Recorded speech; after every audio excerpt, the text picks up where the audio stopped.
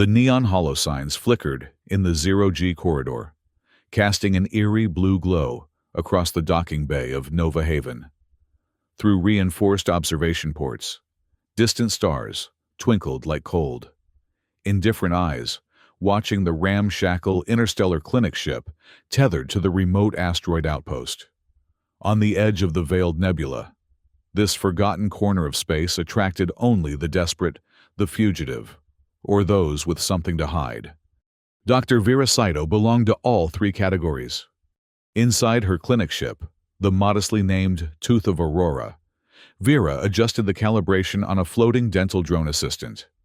The metallic sphere hummed in acknowledgement, its various appendages retracting and extending in a diagnostic sequence. Around her, the cluttered space buzzed with the soft electronic purr of hydrosterilizers and the occasional bubbling from specimen jars containing various alien teeth. A Quirixian incisor here, a Volscian molar there. "Lights at 60%, she commanded, and the harsh clinical glare softened to a more tolerable glow. 5 years since the fall of the galactic archives. 5 years since the galaxy's collective memory banks had been corrupted during the quantum wars. And 5 years since most species believed the ancient dragon species extinct. Yet, the whispers persisted. Interstellar corporations maintained hunting teams, just in case. Just in case the legends proved true. Just in case massive profit awaited those who secured a living specimen. Just in case. Vera sighed, pushing aside memories of her infamous basilisk incident. The Quirixian basilisk had been under her care when it vanished, stolen or escaped. The authorities never determined which. But the scandal had followed her across 3 star systems, until she'd retreated here, to the edges of mapped space, where her expertise in xenofauna dentistry still earned her a modest living among those who couldn't afford to ask questions. "Patient roster for tomorrow?" she asked her ship's AI. 3 appointments, the system responded. A Graxian merchant with calcium deposits on upper mandibles, a human child with standard orthodontic adjustments, and a Malosian diplomat requiring venom gland realignment. Vera nodded absently. Routine work. Safe work. The kind that wouldn't attract attention from... "Dr. Saito?" A voice crackled over the comm system. "There's a transmission coming in. Encrypted. Priority Omega." Frowning, Vera tapped the receiver. "This is Saito. Who's asking?" The face that materialized on her view screen was obscured by static, deliberately degraded to avoid identification. But the voice was clear enough. "We have something you'll want to see. A patient. Rare. Worth your time."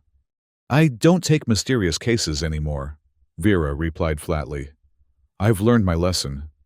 "It's an ember wing," the voice said simply. Vera froze, the words hitting her like a physical blow. Ember wings, the legendary dragons of the Void Nebulae, were supposedly extinct. Their teeth alone contained biomineral compounds worth the price of a small moon. "That's impossible," she said, trying to keep her voice steady. "They've been gone since the archive corruption. That's what they want everyone to believe. But we have one. Juvenile. Injured. Dental emergency." Despite herself, Vera's professional curiosity sparked. "How bad?" "Fractured canine. Extends to the core. It's in pain." She hesitated. If this was real, if someone truly had found a living Emberwing dragon, then Crimson Talon Syndicate would pay billions for its capture, or for information leading to it. There were also ethical considerations. Emberwings were sentient by most xenobiological standards. To treat one would mean becoming complicit in its captivity. "Who are you?" she demanded. "Freighter Caligo's Whisper. Independent transport. We need your expertise and discretion. In exchange, triple your standard rate and safe passage past the pirate sectors toward Emberfall." Emberfall, the volcanic moon rumored to harbor the last dragon sanctuary, if they were truly heading there. "I need to think about it," Vera said. "You have 1 hour. The dragon may not have much longer. Its biomineral core is destabilizing. The transmission cut out. Vera stared at the blank screen, heart pounding. The reasonable part of her brain screamed warnings. This could be a trap, a setup by authorities still hunting for that vanished basilisk. Or worse, Crimson Talon operatives looking to claim the biggest bounty in the sector. But another part of her, the part that had driven her to become a xenodentist in the first place, couldn't ignore a creature in pain. Especially, not one as magnificent and rare as an Emberwing dragon. "Computer," she said finally, "prepare my heat-shielded microlaser drills and the Class X sedation serums." She hesitated, then added, "And erase this conversation from all logs." As she began assembling her specialized tools, Vera tried to silence the warning voice in her mind. She knew she was trading relative safety for certain danger, but some calls couldn't be ignored. Not by someone who had taken an oath to relieve suffering, regardless of species. Even if that species happened to breathe fire. The Caligo's whisper was a behemoth of patchwork metal, a long-haul freighter that had clearly seen better days. As Vera's shuttle approached the designated docking port, she noted the scorch marks along its hull and the hastily welded repair plates. This was a vessel accustomed to trouble. Captain Lysandros Liskor met her at the airlock, a tall, weathered human with a cybernetic left eye that whirred softly as it focused on her medical case. "Dr. Saito," he said, extending a calloused hand. "Appreciate you coming on such short notice." "I haven't agreed to anything yet," she replied, shaking his hand briefly. "I want to see the patient first." Kor nodded, gesturing toward the interior corridor. "This way, and keep your voice down. Some of the crew don't know what we're carrying. Better that way." They descended through cramped passages, the ship's aged gravity generators creating an inconsistent pull that made Vira's stomach lurch. The lighting flickered intermittently, power conservation or faulty wiring. She couldn't tell which.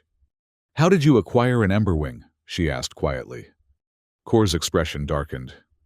"Not my story to tell, but we didn't hunt it, if that's your concern."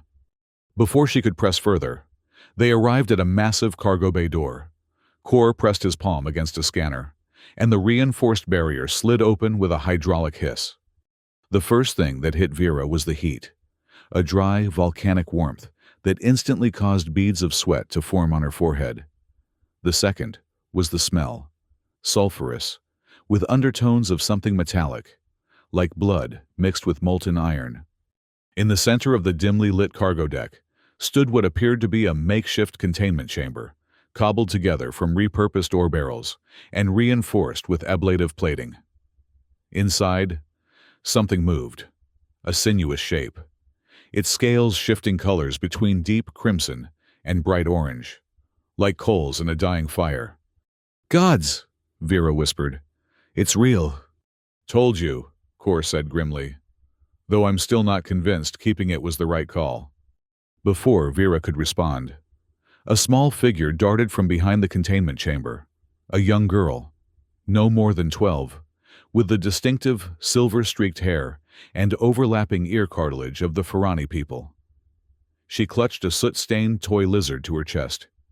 "Are you the tooth doctor?" the girl demanded, looking Vera up and down with suspicion. "I am," Vera replied, momentarily taken aback. "And you are?" "Rena. I'm Sigil's friend." She held up the toy lizard demonstratively. "He won't let anyone touch him except me." "Sigil?" "The dragon," Kor explained. "The kid named it. They've bonded somehow." Rena scowled at the captain. "He's not an it. And I didn't name him. That's what he calls himself in the Flame Song." Vera knelt to the girl's level. "How did you come to find Sigil?" "I rescued his egg," Rena said, lifting her chin defiantly. "It was hidden in a mineral shipment from the outer reaches. Everyone thought it was just a weird geode. But I knew. I could feel the warmth. When he hatched, he was scared. So I sang to him in the old Ferrani songs my mother taught me before she died. Now he lets me near him." Rena's our unofficial cargo inspector, Kor added. Has a knack for finding valuable items we might have missed. Never expected her to find a dragon egg, though. Vera approached the containment chamber cautiously. Now that her eyes had adjusted to the dim light, she could see the creature more clearly. It was small for a dragon, perhaps the size of a large feline, but its proportions suggested it would grow much larger.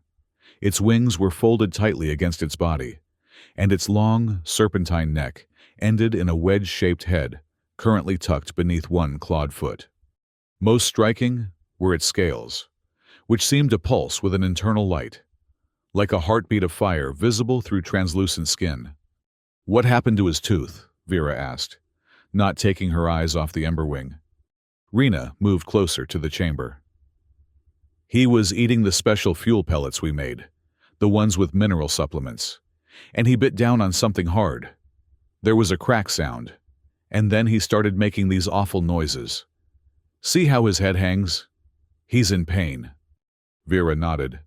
I'll need to get a closer look. I'll help, Rena said firmly. Then turned to the containment field. In a softer, melodic voice, she began to sing, a haunting tune with words in an ancient Ferrani dialect Vera couldn't understand. To her amazement, the dragon's head lifted, its luminous amber eyes fixing on the child. Sigil, Rena said gently between verses. This is a friend. She's going to look at your sore tooth. She won't hurt you. The dragon emitted a low rumble, not quite a growl, but a sound of clear distrust. Small wisps of smoke drifted from its nostrils. He doesn't believe you, Rena translated, looking apologetically at Vera. He says 2 legs always hurt. Tell him I'm different, Vera said, finding herself oddly moved by the exchange. I'm a healer. As Rena conveyed this in more Ferrani song, Vera took a careful step closer. The containment field hummed between them, a barely visible barrier of energy designed to prevent the dragon from escaping, but also, she realized, to contain any unexpected firebursts. Gradually, the Emberwing stretched its neck toward her, lips curling back to reveal a row of gleaming metallic teeth. Not actually metal, Vera knew, but a rare biomineral compound forged in the dragon's own internal flame sac. And there, on the left side, she saw the problem. A fractured canine, glowing an angry red between charred gum tissue. Oh, she breathed, professional assessment overriding her awe. That's a deep fracture. It extends into the biomineral core. The injury was worse than she'd anticipated.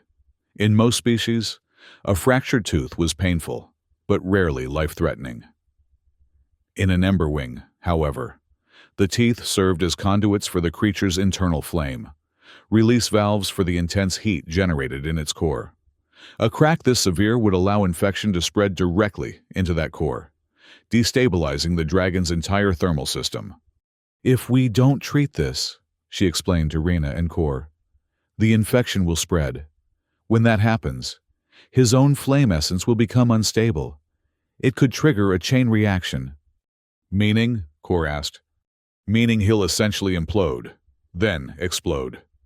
The resulting fireball would probably take out this entire deck. Maybe the ship. Kor paled. How long do we have? Days, not weeks. And it'll get worse before then. He'll experience pain spikes, uncontrolled flame surges. It won't be pretty. Before Kor could respond, a blaring alarm cut through the air. Red emergency lights began to strobe across the cargo bay. Proximity alert, Kor barked, rushing to a nearby console. Multiple vessels decloaking off our port bow. His cybernetic eye whirred rapidly as he scanned the incoming data. Crimson Talon Syndicate. Their boarding skiffs are preparing to deploy. Vera's blood ran cold. How did they find us? Heat signature, Kor said grimly. Their data scanners must have triangulated the Emberwing's unique thermal pattern. We're in a dead zone. No way to outrun them. As if responding to the tension, the dragon let out a pained screech, a small jet of flame erupting from its mouth and splashing against the containment field. which flickered ominously. The stress is making his pain worse, Vera observed. And that's making his flame control erratic. What do we do? Rena asked, clutching her toy lizard tighter. Vera made a split-second decision. We need to treat him. Now. Before he destabilizes completely, or the syndicate boards. That's insane, Kor protested. You can't perform dental surgery while we're being boarded by Crimson Talon. We don't have a choice, Vera snapped. Either I extract that tooth immediately, or we all become a ball of plasma. She turned to Rena. I need your help. He trusts you. Kor hesitated, then nodded sharply. I'll buy you time. Mireille, he called to a short, muscular woman who had appeared at the cargo bay entrance. Get down to engineering and reroute auxiliary power to the shield grid. And find Zaltork. We need his biostabilizers. The woman, Mireille, the ship's engineer, nodded grimly and disappeared back into the corridor. Who's Zaltork? Vera asked as she began unpacking her medical case. Our biologist, Kor explained. Exiled from the core worlds for genetic tampering. Keeps to himself mostly, but knows more about xenofauna metabolisms than anyone I've met. Another alarm joined the first, this one a deeper, more ominous tone. They're preparing to breach the outer hull, Kor said. I need to coordinate our defense.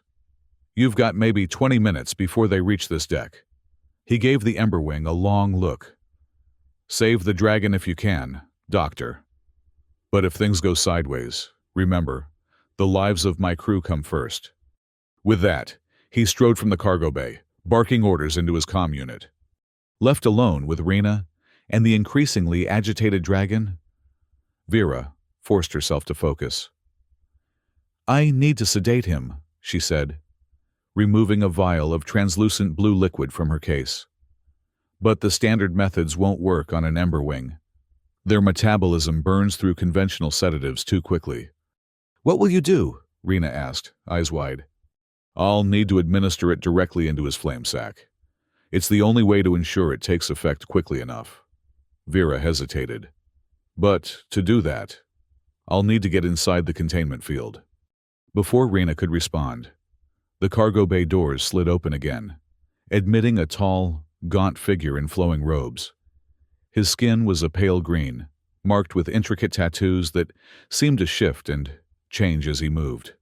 A bio-druid, Vera realized, one of the ancient order of xenobiologists who communed directly with living organisms through a combination of science and quasi-mystical practice. Zaltork, the figure introduced himself, his voice a soft rasp. Captain says you need my expertise with the dragon. Vera nodded quickly. Its biomineral core is destabilizing due to a fractured canine. I need to sedate it for extraction, but its metabolism burns conventional sedatives. Zaltork finished. From the folds of his robe, he produced a small pouch. Fungal spores from the caverns of Mephis 9. They dampen internal heat signatures in volcanic creatures. Mix them with your sedative. As Vera accepted the pouch, Mireille returned, pushing a large jury-rigged apparatus that resembled a weapon turret. Temperature modulator, she explained gruffly, positioning the device near the containment chamber. Should help contain any flame surges during the procedure. Won't hold forever, though. How long? Vera asked. 10 minutes at full blast. Maybe less if the dragon really cuts loose. Not much time. But it would have to do. Vera turned to Rena. I need you to keep singing to him. Keep him calm while we prepare. As the girl resumed her haunting melody, Vera, Zaltork, and Mireille worked swiftly. The bio-druid mixed his fungal spores with Vera's sedative, creating a cloudy violet solution that pulsed with bioluminescence. Meanwhile, Mireille calibrated her temperature modulator, the machine humming as it powered up. Throughout the ship, they could hear the distant sounds of the Crimson Talon boarding party, metallic clangs, occasional weapon fire, and the shouts of the crew defending their vessel. They're getting closer, Mireille muttered. We're almost ready, Vera replied, loading the modified sedative into a specialized injector. Rena, I need you to tell Sigil exactly what we're about to do. No surprises. Tell him it will hurt, but then the pain will stop. As Rena translated this into her song language, Vera noticed several crew members gathering at the cargo bay entrance, watching tensely. Some looked frightened, others angry. They're saying we should just give the dragon to the syndicate, Mireille explained, following Vera's gaze. Some want to kill it themselves and sell the parts. The captain's keeping them in line. But they're scared, Vera finished. I understand. She checked her instruments one final time. Okay, I'm ready. Mireille, activate the temperature modulator. Zaltork, stand by with more spores in case the sedative wears off too quickly. Rena, keep singing, no matter what happens. Taking a deep breath, Vera nodded to Mireille, who lowered the containment field just enough to allow her to step through. The heat hit her immediately, far more intense without the barrier. Sweat poured down her face, and she could feel her protective clothing beginning to smoke slightly at the edges. The Emberwing watched her approach. Amber eyes narrowed, small puffs of smoke escaping with each breath. Its injured tooth glowed like a hot coal. It's okay, Vera said softly, though she knew the dragon couldn't understand her words. I'm going to help you. As she took another step, the ship lurched violently, the result of an impact somewhere above them. The sudden movement startled the Emberwing, which reared back, wings half extending in the confined space. A jet of flame erupted from its mouth, missing Vera by centimeters. Hold steady, Mireille shouted, adjusting her modulator. A cone of cool, blue energy enveloped the flame, dissipating it before it could ignite anything. Rena, Vera called, her heart pounding. I need him calm. The girl's song intensified, her small voice somehow cutting through the chaos. Remarkably, the dragon responded, settling slightly, though its eyes remained fixed on Vera.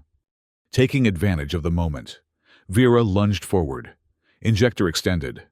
The needle, designed to penetrate the tough scales of xenofauna, sank into the soft tissue beneath the Emberwing's jaw, directly into the flame sac. The dragon screeched, another burst of fire erupting, this one larger. Mireille's modulator strained to contain it, the machine whining in protest.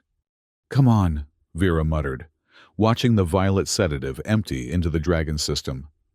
Come on. For a terrible moment, nothing happened. Then, gradually, the glow of the Emberwing's scales dimmed, the pulsing light slowing like a heartbeat growing fainter. Its eyes drooped, and with a soft whimper, it collapsed to the floor of the containment chamber. It worked, Vera exclaimed. Quick, Mireille, I need light. Zaltork, monitor his vital signs. Rena, stay where you are. Keep singing softly. He can still hear you. As they rushed to position, the cargo bay doors slid open once more. Captain Kor staggered in, blood streaming from a cut above his human eye, his cybernetic one flickering erratically. They've breached Deck 4, he gasped. Heading this way. We've got minutes, maybe less. Vera nodded grimly, already positioning her micro-laser drill near the dragon's fractured tooth. Then, we'd better work fast. Drax Val, senior acquisition specialist for the Crimson Talon Syndicate, stepped over the body of a fallen freighter crewman, without a second glance.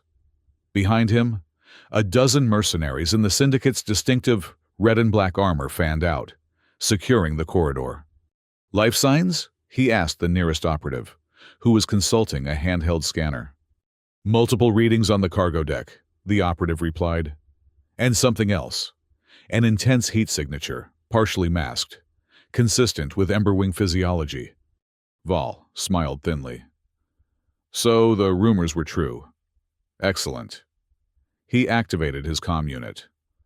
All teams, converge on the cargo deck. Priority Omega. Capture the asset intact if possible. If not, he shrugged. Dead dragons are still valuable. As his team moved forward, Val reviewed the substantial bounty that would be his once the Emberwing was secured. Enough to buy his own private moon, perhaps. All he had to do was take it from a crew of outmatched smugglers. Simple. Inside the cargo bay, Vera worked with furious concentration. The temperature modulator hummed ominously, its power reserves draining as it contained the occasional flame bursts that escaped the sedated dragon's nostrils.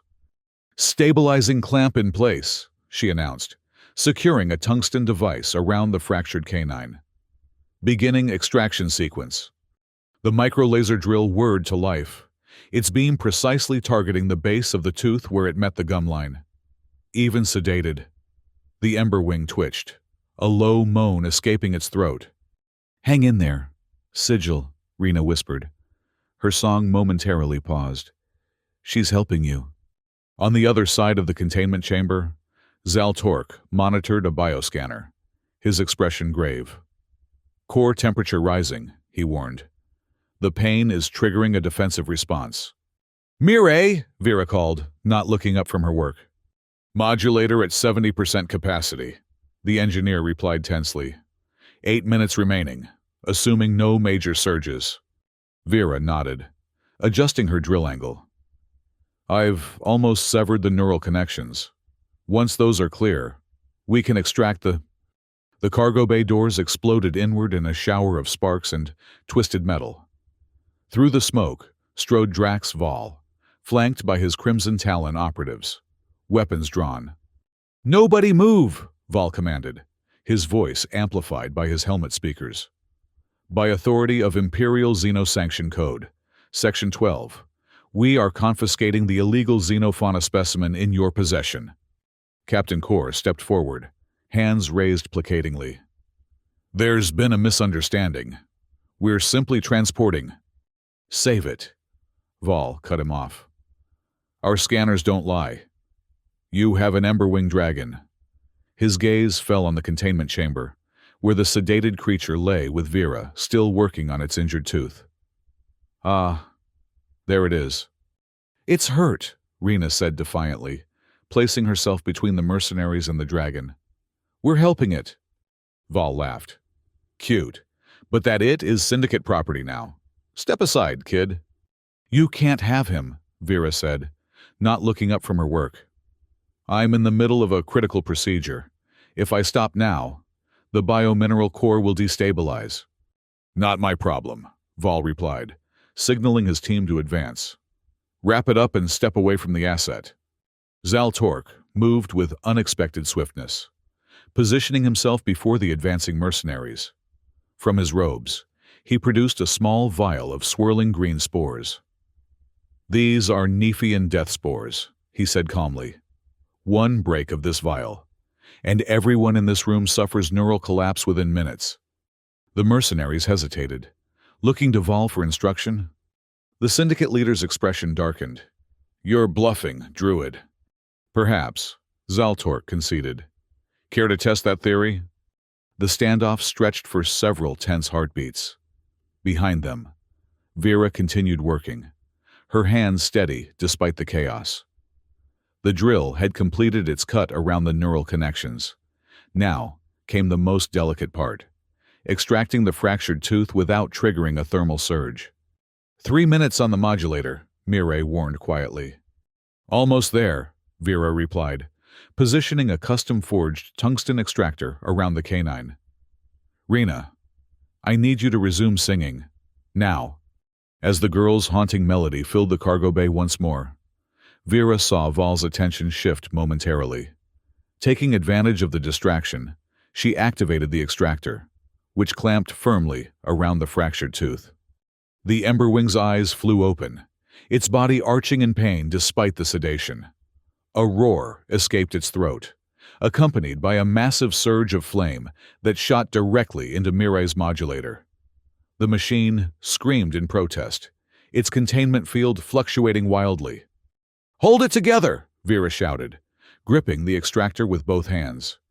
With a single, powerful motion, she yanked upward, pulling the fractured canine free from the dragon's jaw. Blood, glowing like liquid metal, splashed across the floor, sizzling upon contact with the cold surface. The extracted tooth pulsed with internal fire, the crack in its surface revealing the molten core within. "Got it!" Vera exclaimed triumphantly. But the victory was short-lived. The sudden extraction, though successful, had sent the dragon into shock. Its scales flared brilliant orange, and its body temperature spiked dramatically.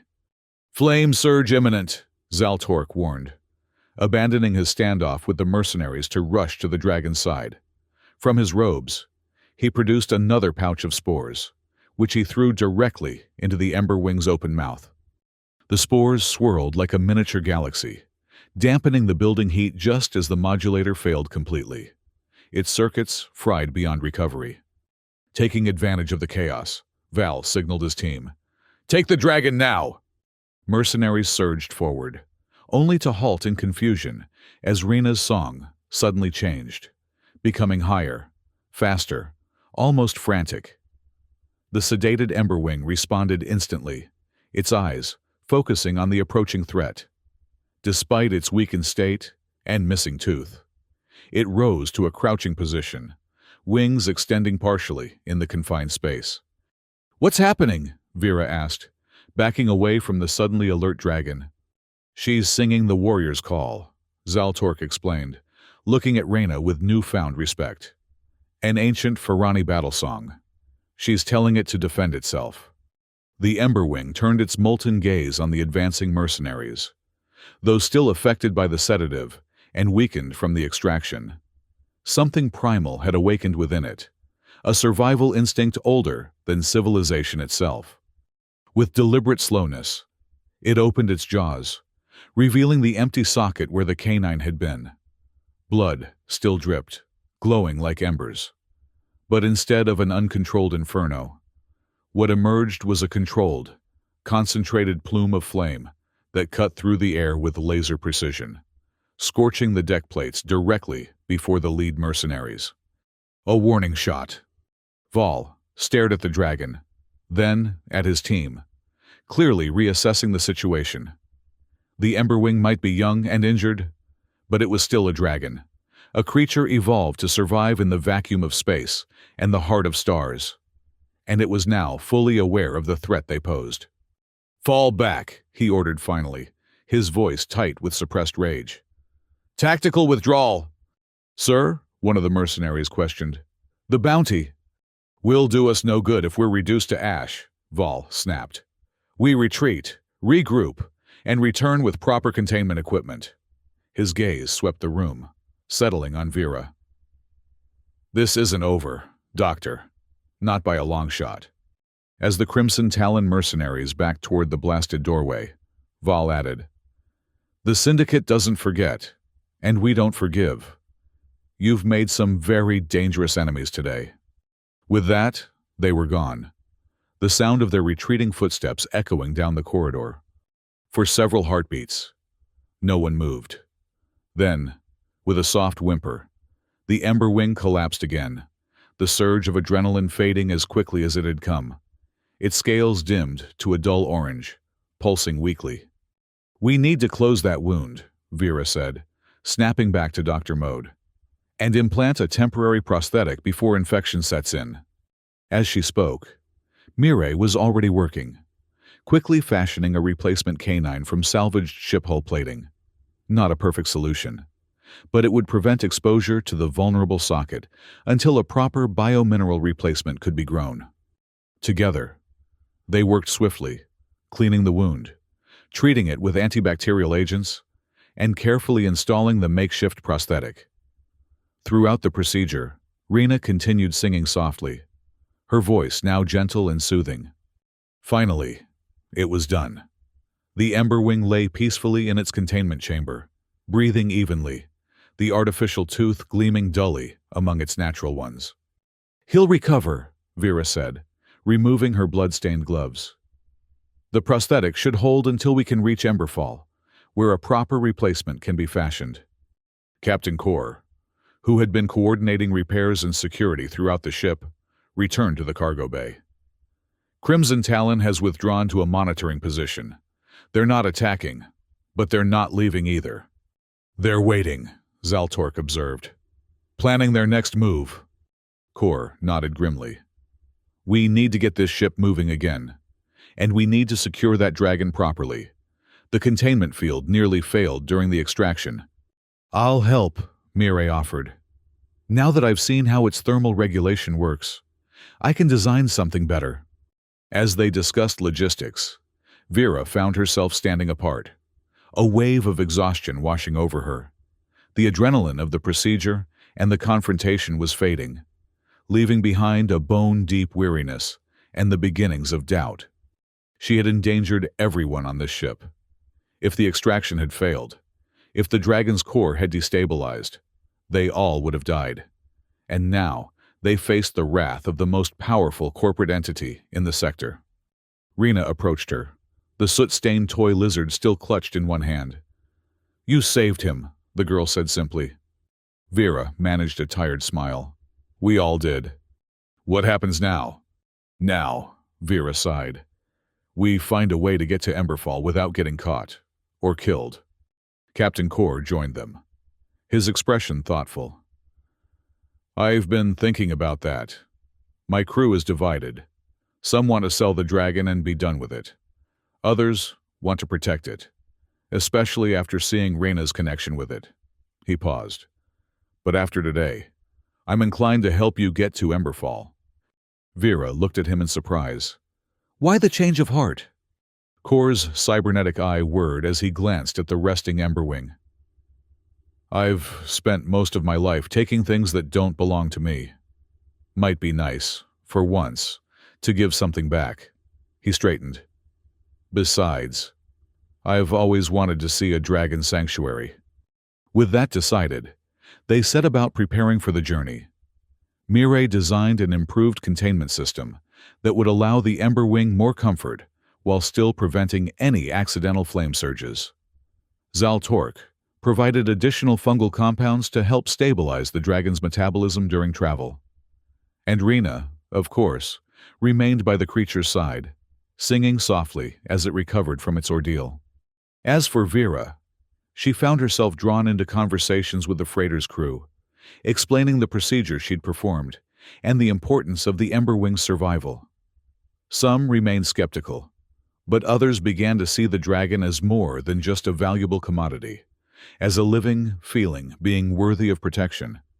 That night, as the Caligo's Whisper prepared to break orbit under cover of a convenient asteroid shower, Vera sat alone in a small observation room, watching the stars.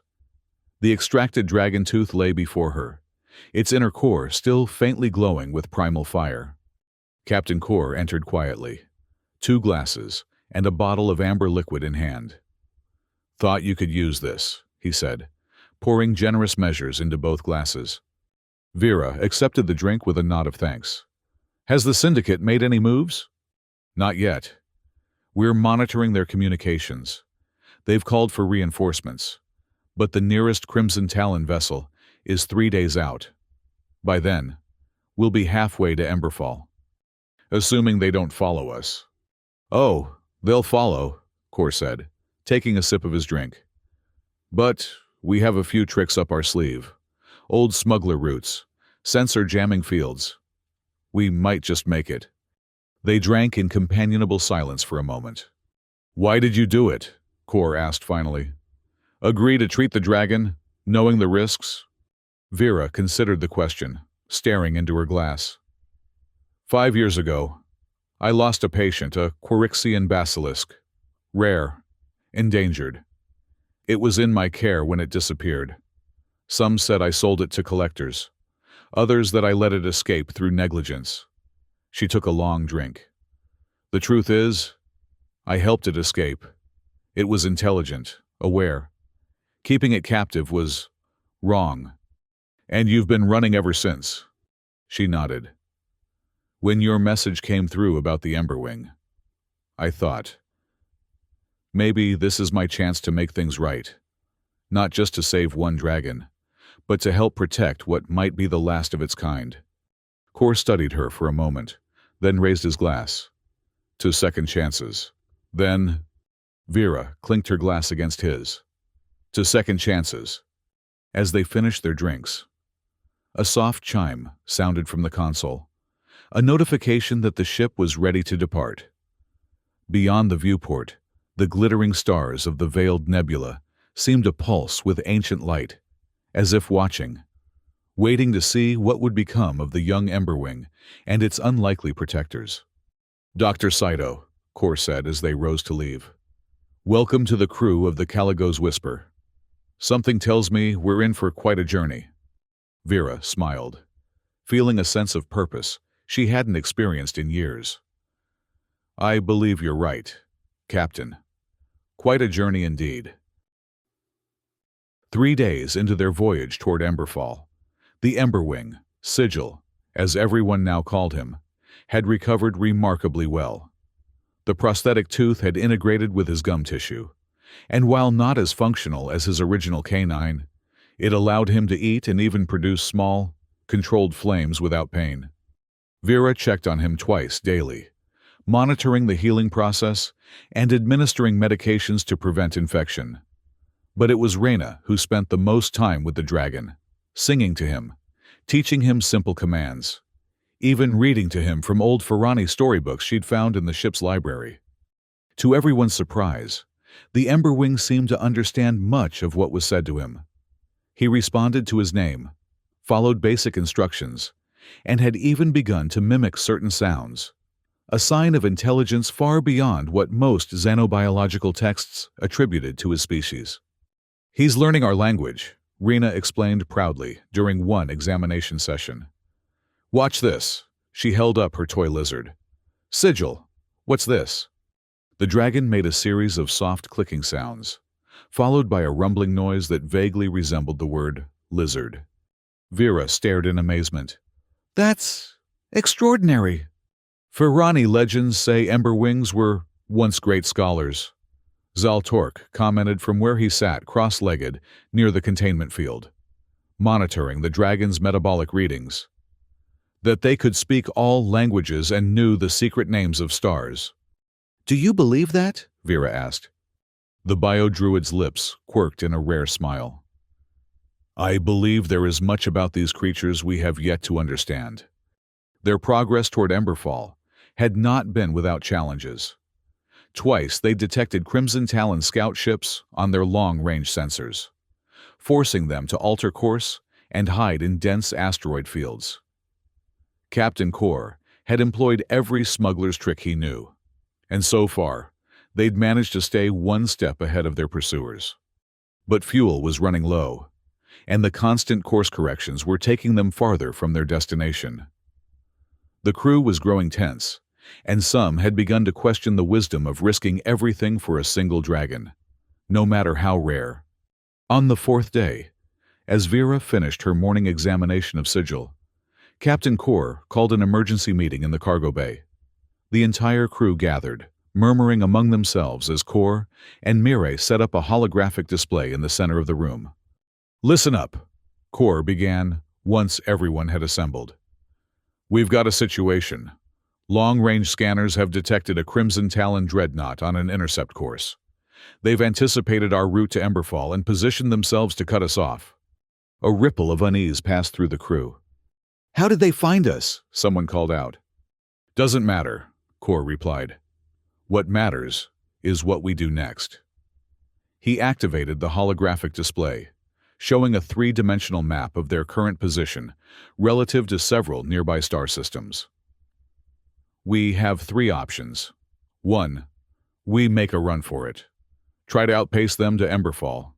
Given our fuel situation and their superior engines, that's a losing proposition." The hologram shifted, highlighting a different route. 2. We change course completely. Head for the Outer Rim territories where Syndicate jurisdiction is weaker. But that means giving up on reaching the Dragon Sanctuary. "And option 3? Vera asked, already suspecting the answer. Kor's expression was grim. "We negotiate. Offer them something valuable enough to let us go. Something like a rare dragon tooth." He nodded toward the extracted canine, which Vera had been studying in her makeshift lab. The cargo bay erupted in overlapping voices, some supporting the idea, others vehemently opposing it. "Quiet," Kor shouted, restoring order. "This isn't a democracy, but I'm giving you all a chance to speak your minds before I make a decision." One by one, crew members stepped forward, expressing their views. Some argued that the tooth alone would satisfy the syndicate's greed. Others insisted it would only whet their appetite. A few suggested fighting, despite the overwhelming odds. Throughout the debate, Rena remained beside Sigil's containment field, her face a mask of worry. The Emberwing sensed her distress, pressing closer to the energy barrier, soft whimpers escaping its throat. Finally, Vera spoke up. "The tooth isn't just a valuable trinket," she explained.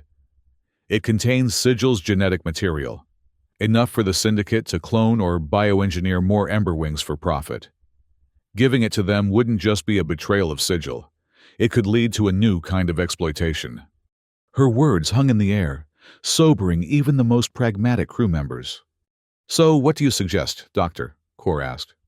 Before Vera could respond, Mireille stepped forward, a determined glint in her eye. "I might have a solution," she said. "But it's risky, and we'll need help." She looked directly at Zaltork.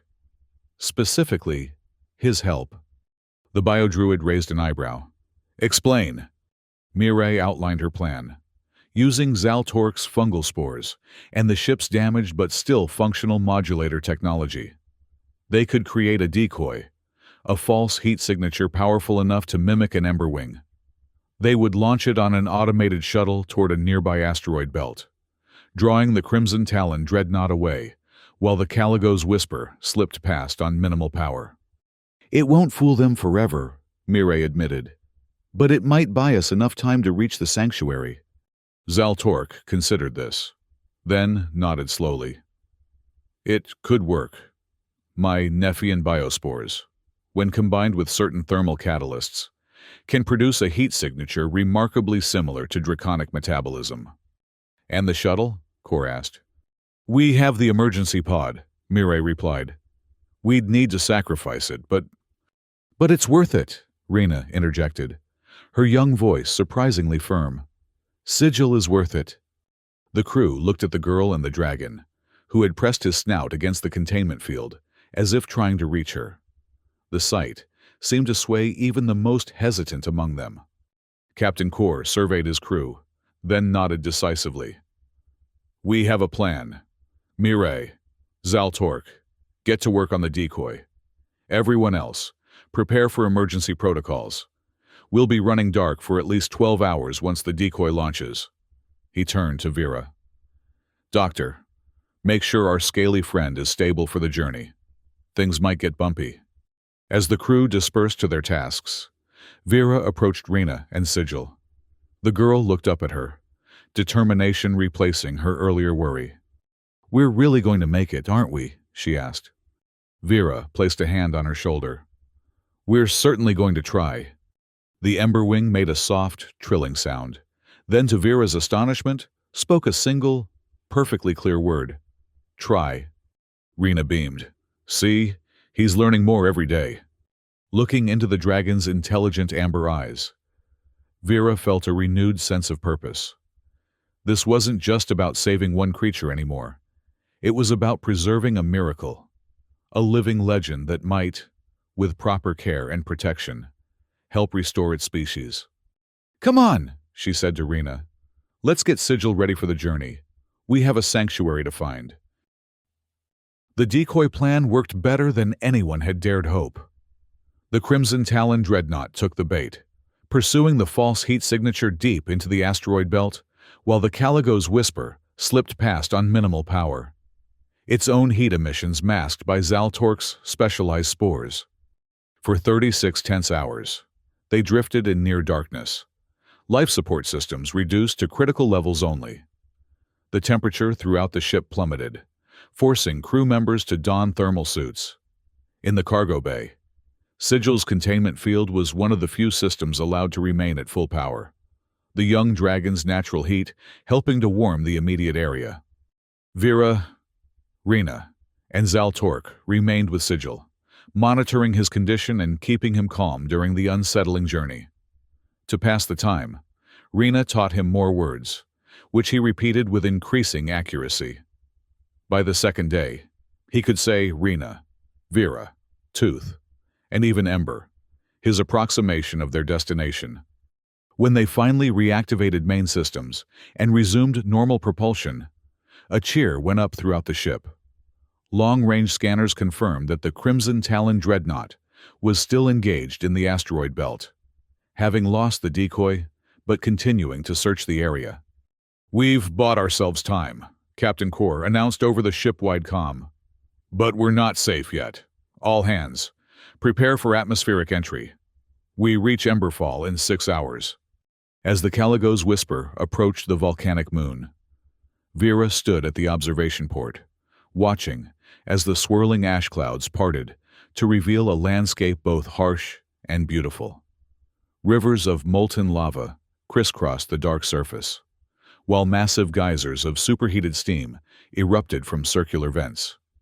Between these hazards lay islands of comparative stability, plateaus of cooled obsidian, and fields of glittering crystal formations. And there, circling the largest steam geyser, were unmistakable wing shapes, mature ember wings, their scales shimmering with internal fire as they rode the thermal updrafts. "They're real," Vera whispered in awe. "The sanctuary exists." Rena pressed her face to the port beside Vera, eyes wide. "Look how big they are! Will Sigil grow that large?" "Larger, perhaps," Zaltork said, joining them. "He is still very young." Captain Core's voice came over the comm again. "We're being hailed from the surface. Someone down there is expecting us." Minutes later, they gathered in the ship's communications room, where a hollow projection materialized, the figure of an elderly woman with the same silver-streaked hair as Rena, marking her as Farani. She wore robes of deep red and gold, adorned with symbols that resembled stylized flames. "I am Keeper Lyra," the woman announced, "Guardian of the Emberfall Sanctuary. We have been aware of your approach." Captain Core stepped forward. "Captain Lysandros Core of the freighter Caligo's Whisper. We come seeking refuge for a juvenile Emberwing." The Keeper's gaze sharpened. "Explain how you came to possess such a creature." Rena pushed her way to the front. "I found his egg. I've been taking care of him. His name is Sigil." Recognition flashed across the Keeper's face. "A Farani child?" She leaned closer, studying Rena. "What is your lineage, child?" "My mother was a Lyra of the Star-Reading clan," Rena replied. "She died when I was 7. I don't remember much about our clan traditions." The Keeper's expression softened. "The Star Readers were dragon singers in the old days, before the fall of the archives. It is no coincidence that you found this dragon, child. Your blood called to his." This revelation sent a murmur through the assembled crew. Vera looked at Rena with new understanding. Her connection to Sigil wasn't just luck or kindness, but something deeper, more ancient. "We will grant you landing clearance," Keeper Lyra continued. "But be warned, our defenses are formidable. Any hint of deception or threat will be met with immediate response." Captain Core nodded. "Understood. We seek only to deliver the dragon to safety." "And the tooth?" the Keeper asked, surprising everyone. "Our sensors detect a separated biomineral fragment aboard your vessel." Vera stepped forward. "I extracted it due to a severe fracture. I'm Dr. Vera Saito, xenodentist. I've been treating the Emberwing." The Keeper studied her for a long moment. "Bring the tooth with you. It contains essence that must be returned to the cycle." With that cryptic statement, the transmission ended. As they prepared for landing, Vera carefully packed the extracted canine in a specialized container. Though she had been studying it, hoping to learn more about Emberwing biology, she understood the Keeper's request. Some things belonged to the dragons themselves. The descent to Emberfall was turbulent, the ship buffeted by ash clouds and thermal updrafts. Mireille's expert piloting brought them safely to a landing pad carved from black obsidian, surrounded by crystalline structures that seemed to grow naturally from the volcanic soil. As the boarding ramp extended, Vera felt a wave of intense heat envelop her. Not unpleasant, but powerful, like standing near the heart of a forge. The air shimmered with it, creating mirage-like distortions in her vision. Keeper Lyra awaited them, flanked by other robed figures, some Ferrani like herself, others representing various species from across the galaxy. All wore the same flame-emblazoned robes, marking them as guardians of the sanctuary. "Welcome to Emberfall," the keeper said, her voice carrying easily despite the periodic rumble of distant eruptions. "Few outsiders have seen this place. Fewer still have left to speak of it." Captain Kor stepped forward. "We understand the need for secrecy. The Crimson Talon Syndicate hunts the Emberwing. They nearly captured ours." "Not yours," Keeper Lyra corrected gently. "None of us own the dragons. We merely share existence with them." She turned to Rena. "Bring forth Sigil, young singer. Let him breathe the air of his ancestral home." Inside the ship, they had prepared a portable containment unit for transporting Sigil safely. Now, as Rena guided it down the ramp, the young dragon pressed against the transparent walls, his scales brightening with excitement as he sensed the unique environment of Emberfall. At a nod from the keeper, Zaltork deactivated the containment field. For a moment, Sigil remained still, perhaps uncertain. Then, with a joyful trill, he bounded forward, wings half extended, racing in excited circles around Rena. "He's happy," the girl laughed, her face radiant. "This place resonates with his essence," Zaltork explained. "The volcanic gases, the mineral composition, it's perfectly attuned to Emberwing physiology." As if in response to these words, a shadow passed overhead. Looking up, they saw 3 adult Emberwings circling, their massive wings creating drafts that stirred the perpetual ash haze. Unlike Sigil, these dragons were enormous, each easily the size of the Caligo's whisper itself. Sigil froze, then raised his head, emitting a high-pitched keening sound. One of the adults responded with a deeper call, descending in a graceful spiral until it hovered just above them. Its scales were a deep crimson with veins of gold, and its eyes, intelligent and ancient, regarded them with unmistakable awareness. "Matriarch Ember," Keeper Lyra said reverently. "She leads the sanctuary flock. She has come to welcome the youngling." Sigil approached the massive dragon cautiously, his small form almost comical beside the matriarch's grandeur. A series of soft chirps and rumbles passed between them, a language none of the humans could understand.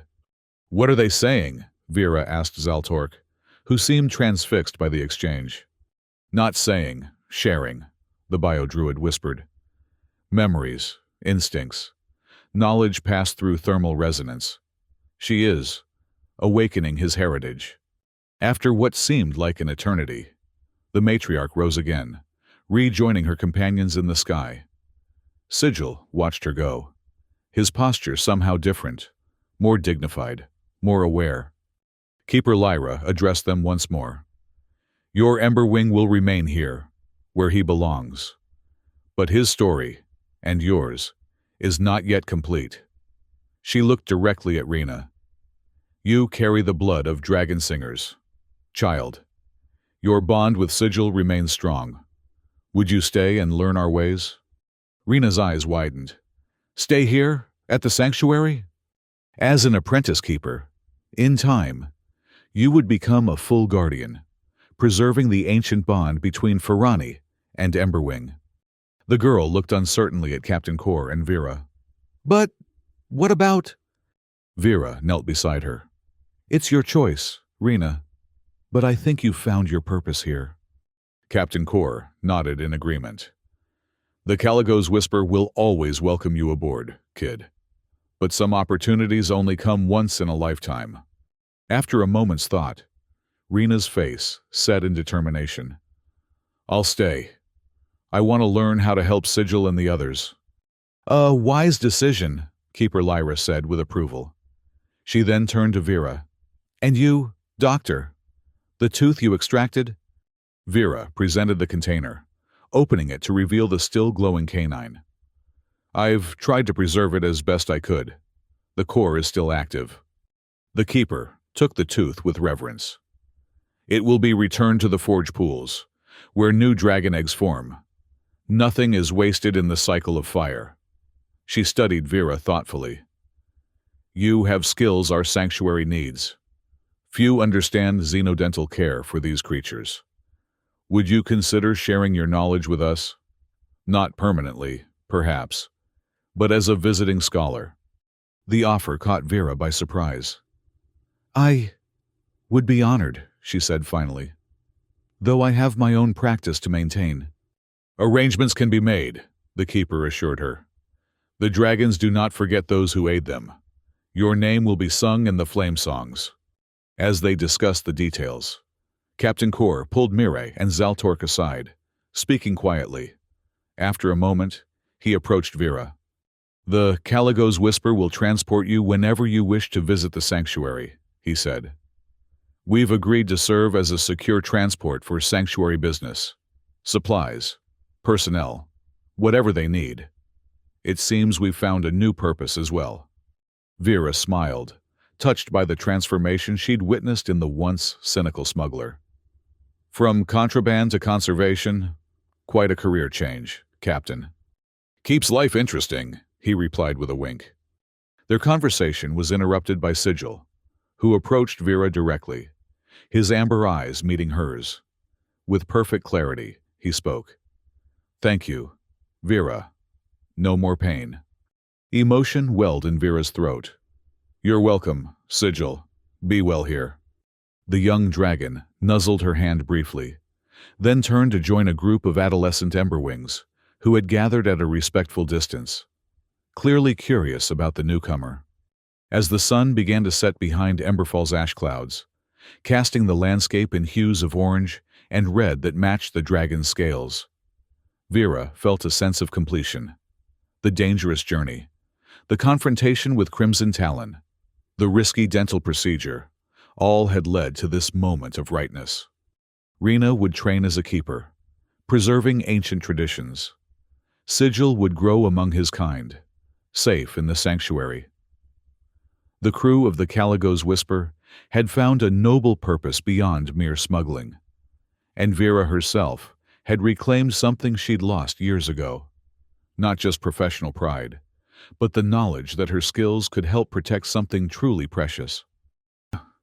1 month later, Vera had returned to her clinic ship at Nova Haven, resuming her regular practice. Word of her involvement with the Emberwing had spread through certain circles, bringing her a new clientele: conservationists, xenobiologists, and others who valued ethical treatment of rare species. She was finishing a routine procedure on a Melosian's venom gland when her communication system chimed with an incoming transmission. The encryption pattern was familiar. The Caligo's Whisper. "Dr. Saito," Captain Kor's voice came through, unusually tense. "We have a situation. Crimson Talon has placed a bounty on your head, specifically for information regarding the location of Emberfall." Vera's blood ran cold. "How much?" "Enough to tempt even the most loyal friend." "They're serious." "Vera, they'll be coming for you." She took a deep breath, considering her options. Running again, starting over somewhere new. It had worked before, but now there was Rena to think about, and Sigil, and the sanctuary. "Let them come," she said finally, a newfound determination hardening her voice. "I've spent too long running. Liss, this time, I stand my ground." Through the observation port of her clinic, Nielsen's comet blazed a brilliant path across the star-flecked void, a reminder that even in the vastness of space, some lights refuse to be extinguished. "Bring them on," Vera whispered, already planning her defense. This was a fight worth having, not just for her own redemption, but for the future of the dragons themselves. In the distance, she could almost hear the echoes of Rena's song, and the answering call of young Sigil, growing stronger by the day in his volcanic home. Their journey wasn't over. In many ways, it had only just begun. But whatever challenges lay ahead, Vera knew one thing with absolute certainty.